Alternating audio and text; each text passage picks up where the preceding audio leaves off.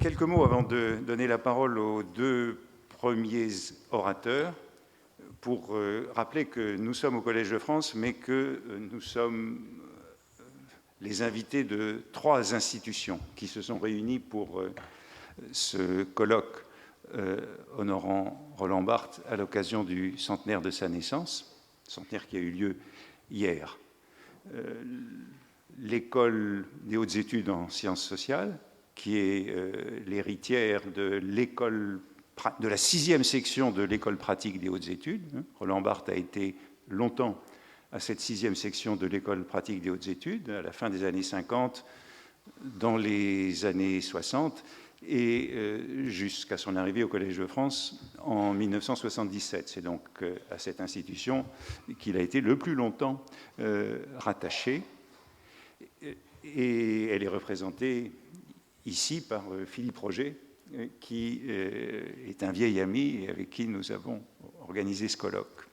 Et la troisième institution, c'est l'université qui s'appelle aujourd'hui Denis Diderot, qui s'appelait auparavant Paris 7, et où Barthes n'a pas enseigné, mais où il aurait pu enseigner, et où, lorsque, je crois que ça s'appelait l'UER à l'époque, l'UER Sciences des textes et documents avait été fondée en 1971, elle était, cette UER, très nettement d'inspiration barthésienne. Et il a même été à un moment question qu'il alla y enseigner. En tout cas, c'est ce qu'aurait souhaité cette université. Et c'est donc Éric Marty, qui est le troisième organisateur de ce colloque, professeur à l'université Paris 7 et l'éditeur des œuvres de Roland Barthes aux éditions du Seuil. Donc, nous sommes donc trois organisateurs, Éric Marty, Philippe Roger et moi-même. Et je voudrais donc remercier pour commencer ces co-organisateurs et ces trois institutions qui nous ont permis, par leur financement varié, d'organiser ces journées.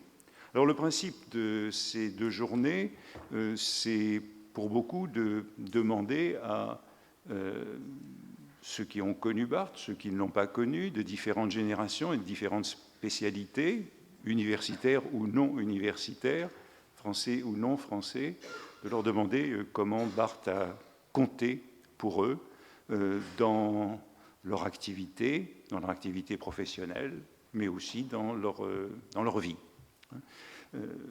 Donc, nous n'avons pas en vue un colloque exclusivement académique dans son principe.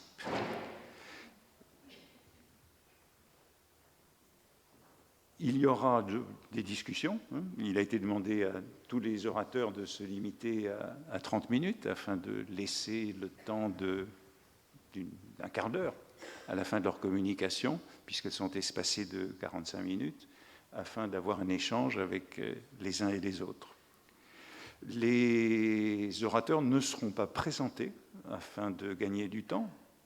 Non qu'ils ne soient pas présentables, bien entendu, mais aussi parce qu'ils sont très bien connus déjà.